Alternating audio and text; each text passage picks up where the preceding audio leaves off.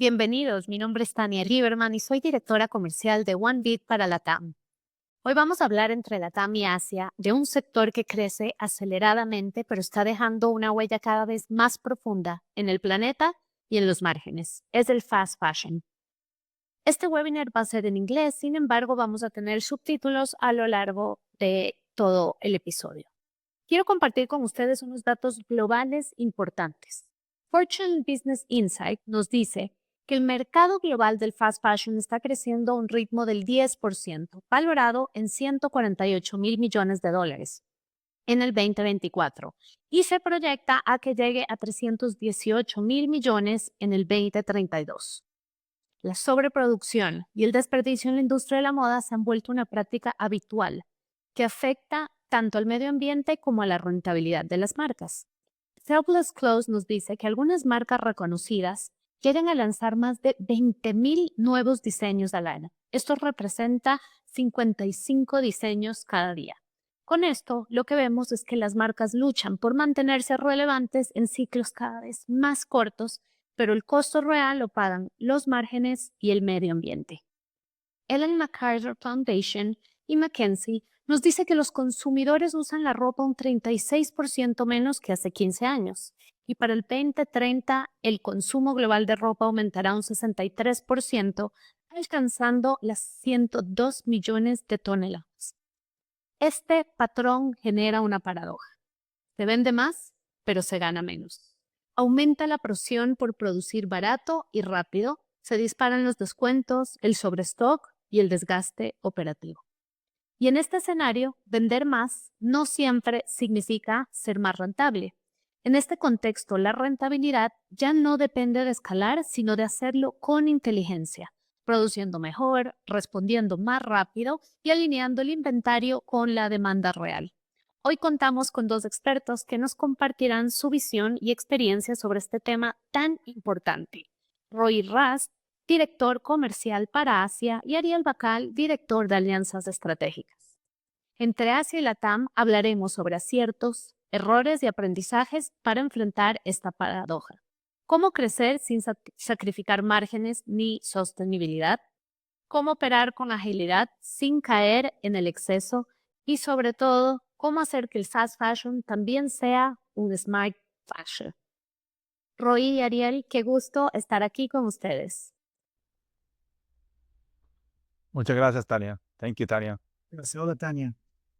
So, Roy, we're going to start with you. Can you please answer this question? How do we explain the global rise of fast fashion? Hi, Tanya. Basically, if you take the intuition of a shopper, okay, a conventional shopper, it's easy to understand that when we see big assortments at affordable prices, it calls for the mass market. That's very easy and straightforward. However, if we look at the last 2 decades, we can identify much deeper psychological effects that impacts the consumer behavior over time. And we can see 3 main changes in consumption behavior, which are very consistent. Their pattern is very consistent in the last 2 decades. The first change, the first trend in consumption behavior is the need for consumers' need for personalization. Consumers are more aware, shoppers are more aware about their specific needs, and they want the product that meets their specific needs. Now, given that retailers want to be customer-centric and they want to adapt to market demand, they are also aware about the need of the consumers, and they are offering more choices to the consumers. So eventually what we see with time inflation of the number of choices, inflation of assortment. Just to give you a few examples from the market in India, one of the biggest economies in Asia Pacific. So when H&M entered India a decade ago, 2015, it offered between 1,500 to 2,000 styles in a season. By today, it's more than 4,000 styles in a season, across 50 collections. Almost every week there is a drop of new collection. So this is already more than double with given the same stores, okay, with the similar store size. It means that it amplifies the assortment. And there are more and more examples like if you take the e-commerce giant Mintra, which is dealing with fashion. It offers more than 6,000 brands of fashion fashion and lifestyle brands on its website. So with time, what we see a trend of more assortment. The second consumption behavior or consumer behavior that is showing a change in the trend over time is the instant need for immediate the need for instant gratification. So what consumers want, they also want it now. The tolerance time is shrinking, the tolerance time of the consumer. And as a result, again, because the retailers know about this trend, they want to offer better availability to the consumer and to crush down lead time so that they'll be able to serve the customer faster. And today we see trends. If we were used to trends of delivery over weeks and then delivery over days, today we are talking about delivery over minutes. So if you take in India, if you take a trend of a quick commerce, it's a trend that offers limited assortment, not all assortment, but it offers assortments that can be available for the consumer within 30 minutes, okay, even less sometimes. So with this, consumers are being educated about their needs for having even shorter lead times, and that's pushing the entire industry for better availability and shorter lead times. And of course, retailers need to increase their reach to get closer to the consumer. The third and last behavior is consumers' constant need for freshness. So freshness drives excitement. With more freshness, there is a bigger chance that the consumer will find excitement in the store and will buy. And as a result, retailers need to offer more new products. More new products means that the existing product needs to go on shorter life cycles. So they need to basically have higher rotation of their inventory. So if we were used to, again, 2 decades ago, a typical fashion brand would do 2 to 4 collections in a year with a life cycle of 3 to 6 months for products. Today we're talking about, as we said, 50 collections with a life cycle per product of 2 to 4 weeks, okay, or 2 to 4 or 4 to 6 weeks, which is very, very considerably shorter. So altogether, if I'll summarize all these, what we are getting is very high pressure on retailers to offer big assortments on very, very high freshness with very, very high inventory, eventually as close as possible to the consumer, which is reminding us of the fast fashion industry as we know it today. Thank you, Roy. Ariel, this one goes for you. These dynamics are certainly fueling the fast fashion industry globally, but does it pay off? So that's indeed a great question. So it will depend. As always, the answer. I'm an economist, so as an economist, I will answer. It depends.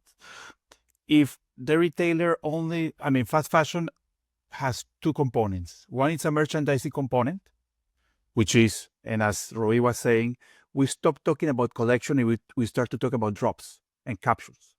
So that by itself is a huge complexity, because you end up with what Roy was telling us, that H&M used to have 1,500 SKUs and they are now 4,000 SKUs. So the complexity is huge just on designing the drops and to go to market with the drops. But at its core, fast fashion, it's a supply chain model. So what we see on our end is clients or retailers that wants to go into fast fashion, that they don't take into account the complexity of the supply chain part of it. and they fall into a vicious circle or rabbit hole of more drops, more inventory, less less cash, and more markdowns. So it's bad for them, for their cash flow, for the environment, and for the client. Because also the client is so smart that that they know that this new drop will be 20% off in 2 weeks. So they don't buy it at full price. So the vicious cycle is terrible. It's a nightmare.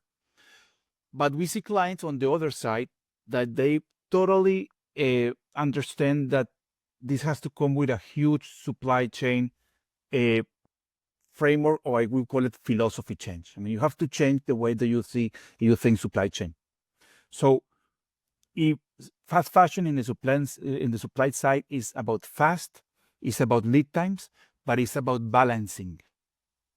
You have to balance inventory all the time. It's the balancing of inventory between store is not just a nice to have in the old pre-fast fashion world. The balancing of inventory between stores is a must-have. And if you don't have it, the fast fashion adventure can turn into a nightmare.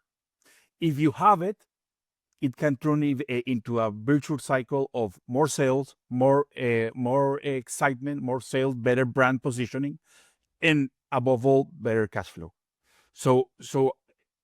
And what we see also is when some clients telling us, hey, no, we are now 70% basic, 30% fast fashion, because we tried fast fashion before, it didn't work. It didn't work not because fast fashion is a bad model. You see people really doing a great business out of it. It's because they didn't took into account the immense complexity on the supply chain, and they didn't change the philosophy around supply chain that fast fashion takes you, and you have to apply. Absolutely. Thank you. We know that forecasts are not accurate. I remember a famous quote by Dr. Goldratt saying that if forecasts happen to be accurate to the second decimal point, it means that someone probably cooked the numbers. What should a typical brand do then? By how much can they improve their forecast, if at all? Roy, this one's for you. Yeah, it's a good one. So Tanya, yes, forecasts are indeed inaccurate. I think that's something that it's not only our intuition and experience. We work with many clients in Asia, and they all confirm that their ability to influence the forecast accuracy is very, very limited. There is a big trend with AI and advanced technology with attempt to improve forecast accuracy. And what we see is that the improvement is very, very marginal. Sometimes it's very, very difficult to point out what was the improvement with respect to this tool, if at all. There is a reason to it. But it also comes with great news. And the great news is that there is, however, a way to apply advanced technology, but not on the planning side. It's more on the day-to-day executions, on day-to-day decisions. Okay, Ariel mentioned earlier that fast fashion originally, everyone wants to be Zara, but the Zara model predominantly is a supply chain model with the ability to go very, very quickly to convert from design to garment and put it in the store and sell it out very fast and do that cycle again and again. So with that fast feedback loop, the retailers can handle much better the high rotation of inventory without giving away a lot of markdowns, a lot of margins. But the situation that we are dealing with most brands, okay, most conventional brands that want to take a bite of this growth, this hype of fast fashion, when they don't have this supply chain capability, is that eventually it considerably consumes the margin. It puts a big question mark about viability of the business as a whole. Now, if we do apply advanced technology properly and in the right place, we can push those conventional players that do not have a Zara-like supply chain model into having a Zara-like sell-through figures eventually. And in order to explain what it means, I'll try to illustrate it through an example. So if you take a fast fashion store, a typical fast fashion store that receives, say, weekly drops of new collections every week. And those collections, some of them are selling very well. We call them the fast movers, and then they sell out very fast, faster than expected. This is why they are fast movers. There might be a little inventory for replenishment in the warehouse, but it's very little. Most of it is in the store, and they run out of stock very fast. At the same time, those collections have slow movers. And as we know, most of the collection, the majority of the collection is what we call slow movers. And the slow movers sell slower than what we expect, and they gradually accumulate on shelf space. So if we look at the shelf space over the season, what we expect to see is we see more accumulation of slow movers or slow moving products on the shelf, and less representation of the fast movers, those that really drive the conversion in the stock. And this phenomena reach a tipping point just before the end of season sale. And our statistics shows, okay, and this is numbers, benchmark numbers that we have from Asia, that just before end of season sale, what we see on average is that 60% of the merchandise in the store is responsible only for 5% of the sale of the store in the season. Okay, and this is our definition, global definition for tail. We usually go by this definition. You must agree with me that the bottom 5% of the sale is very, very marginal, almost none. So this is basically negligible part of the sale, and this is 60% of the merchandise. And luckily, we have the end of season sale. That's a period of high traffic. All consumer knows that this is the time to come and shop. So that's an opportunity to liquidate most of this inventory with high discount and start afresh with new collections, new seasons, and so on and so forth. Now, what we have seen when we've done a high resolution analysis is that those 60% slow movers are not bad products. In fact, majority of those 60% slow movers that occupy the shelf are products that at the same time, while they are slow movers in this store, they ran out of stock in other stores, selling very well. And most of the time, most of the season time, they were unavailable at the other store to generate additional sales. So in a way, we ran into a catch. It's a lose-lose. Okay, we lose on one hand on the store that is stuck with that stock that needs to compromise its freshness across the season at full price. Okay, the time that it can sell at full price, and eventually sell this product on liquidation, on discount, and give away margin at the end of season, while other store lost a sell opportunity for the entire season on that product. And the interesting thing, Dania, is when we calculate this and we look at the real capacity that stores had to sell this tail, this so-called tail, these 60% slow movers, we see that the majority of it could be sold at full price in the season between stores. So most of the stores had the capacity to sell it to the extent of 85% of that, what we call tail. We call it a local tail, the store tail. With that understanding, we understood that we need to innovate and put those innovation on the execution and not on the planning side, because the opportunity is huge here. We're talking about the 60%. And when we applied this technology, advanced technology, on aspects of initial allocation and replenishment and store transfers, which play a major role in fast fashion, we can see up to 20% increase in the sale in the season. That's about 20% increase in full price sell-through in the season. Now, the big emphasis is obviously on store transfers in fast fashion, simply because things are very, very fast. The life cycle is very, very short, and in order to respond, we need to respond in the season and respond fast. Thank you. Ariel, you were mentioning about the importance of store balancing. And now I want to ask you, why do you think that retailers are not relying more on store transfers to get there? So basically, the keyword is complexity, because just imagine the complexity around store transfer. So let's say that you have a 50 store retail chain, and then you will have to decide each day for each SKU per color per size. I mean, the more granular SKU, you need to calculate 49 combination, because you have 50 stores, you have one store that is a donor, and 49 possible receivers. Then you have to do it with all the SKUs. On top of that, you will have to optimize the trip. It's not only the combination, where should I where should I put this SKU, but which trip is the best for me? Trip optimization. On top of that, you have to optimize the size curve, because you have sizes. And let's be honest, we used to think that the same product has on average, the same size curve in each store. It's not the case. We know it's not the case. So basically, this is so complex, and so that with the current technology, which pre-AI and machine learning technology, it was impossible to do.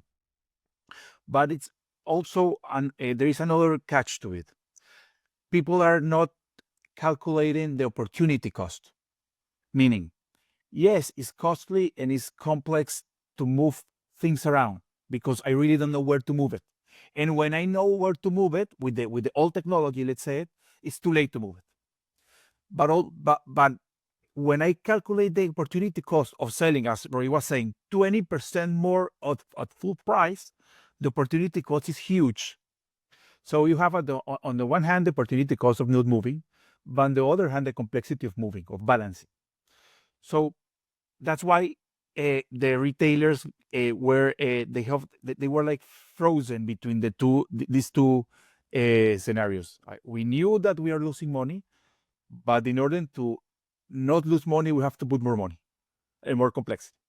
And you basically don't know if the decision that you were made were good, because it's very complex. So with machine learning and AI, the complexity gets reduced by a lot. Why? And I like what Roy was saying. It's not applying technology. It's applying technology on the right problem, on the right part of the problem. Because if you apply AI to forecasting, I mean, you can apply AI to card reading and to tarot and to the horoscope.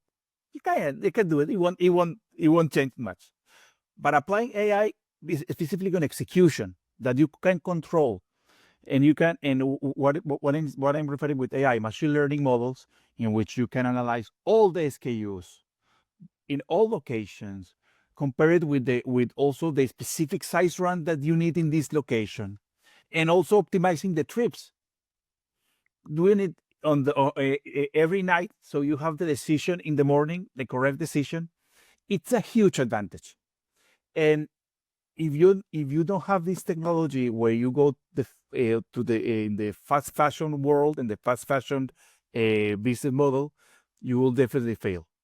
So up to now, in-store transfer were extremely complex and extremely costly, but on the one hand, but extremely necessary on the other. With machine learning, applying exactly where we need to be applied, which is in execution, you can have 20% more, at least 20% more sales on with full margin, by balancing the inventory between your store in a way that based on the market signals, not on a rule that you think that it worked 20 years ago in your business, based on real market signals. Wow. With good optimization, the numbers can rise very, very quickly. I would like for both of you to please share with us some store transfers results of, in your markets. Roy, maybe we can start with you. Yeah, with pleasure. So let me brief you first about the before and after. Okay, so we've tested the store transfers on multiple brands in India specifically as a market. And we've done it across different segments, anywhere from footwear to women's wear and then fast fashion and different segments. Most of the brands that we worked with used to do store transfers, if at all, once in a season. And it used to be probably before the end of season sale, mostly in order to rebalance the inventory between stores before the peak part of the season of the high traffic time. But it was mostly in order to ensure that they liquidate well, and anyway, the things that they moved went on discount in order to sell. We try to reverse this logic, and we try to create a habit that retailers do at least monthly store transfer cycles in the season itself. That means we would identify the proper candidate for store transfers based on different consideration, life cycle, their service level, to what extent they are broken in stores, and so on. And the kind of algorithm that we followed on this monthly cycle is that we optimize the trips. Like Ariel mentioned, it was an optimization engine that only identified the high cost-effective transferred, consolidated those transfers into trips, and chose only the most cost-effective trip. That means, okay, and it's very important to mention, we did not do a full optimization every month and moved all the possible sizes between stores. We only focused on the low-hanging fruits. We wanted to give our retailers the feeling that it's a reasonable bite that they can take. It's a chunkable, something that they can handle, viable, so that it's not a big change management. Okay, that's the background. What we've seen in terms of some numbers. So the first thing that we've seen is that the sell-through rate of products that we moved between stores was considerably higher than the sell-through of fast movers. And what we transferred were slow movers. I will explain. In footwear, for example, which is a slower environment in nature, we saw 43% sell-through in 30 days. That means that the product that we moved from store A to store B, 43% of them were already sold in the first month. In fast fashion, which is a much, much faster in nature, we saw 56% sell-through rate, which is very, very high. Okay. Now, if we analyze those products that we transferred between stores, 80% of them are products with no sale at all. So if you take products with no sale at all, you move them to other stores, and suddenly they sell at a sell-through of 56% in 1 month, it's a big, big success for them. And because of that, what they saw is 6%. If I look only on the fast fashion segment, they saw 6% additional sales in value for the stores only by this monthly behavior, taking those small bites of store transfers on an ongoing basis. That means that it helps them considerably help them balance their inventory during the season and improve that flow. Thank you. Ariel. So in LATAM, we have also several great examples of in-store transfer, and the beauty of it is that we have it in different markets. So let's take a relatively small, because it's not as small at all market as Uruguay.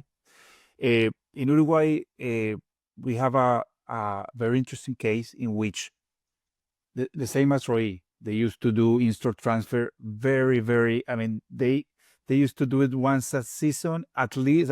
But it wasn't actually a rule, that's just sporadically. And they used to do it using Excel and this kind of tools. Then they start to apply our in-store transfer capabilities, and they saw a 500% ROI. I want to focus also on ROI, meaning what they invested in the tool and in the way in the in-store transfer compared with what they got in margin. So they got $100,000 in new margin. And if you compare it with the investment, it's 500%. So my question is for the retailers, they cannot answer, but they can answer later. What investment in retail generates 500% now, ROI? In month, only years, in month. It's impossible.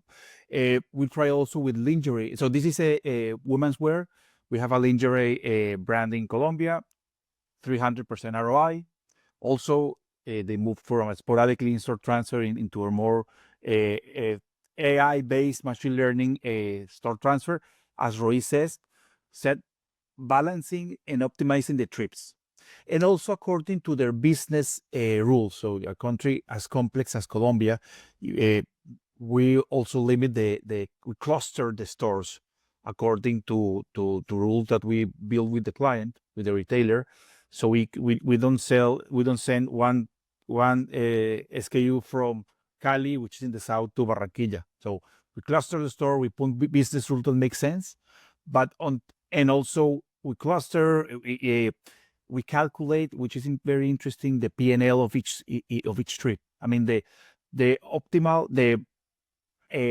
sales in excess that each trip will generate. So we have also, as I was telling you, a lingerie company in Colombia, 300% ROI, footwear company also in Colombia, 250% ROI.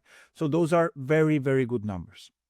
And it's also not only the numbers per se, but also the way that it opens to you to a new business model of, okay, now that you have that, you can do the drops, you can do the capsules, you can do all other things on top of that. But don't do it without this, because this is actually the basis of everything that you need to do in order to get to fast fashion. Amazing. Thank you to you both for sharing your knowledge, your insights on such, an important industry. To everyone attending this webinar, thank you for your interest in this topic. We look forward to connecting with you. Thank you. Thank you, Tanya. Thank you for your insights.